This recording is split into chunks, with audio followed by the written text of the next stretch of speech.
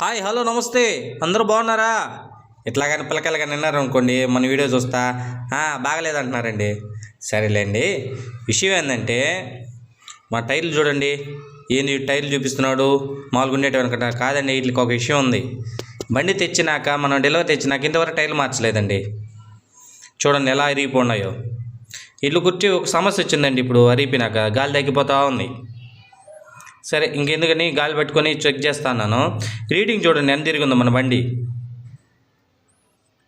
97,500 తిరిగి ఉందండి.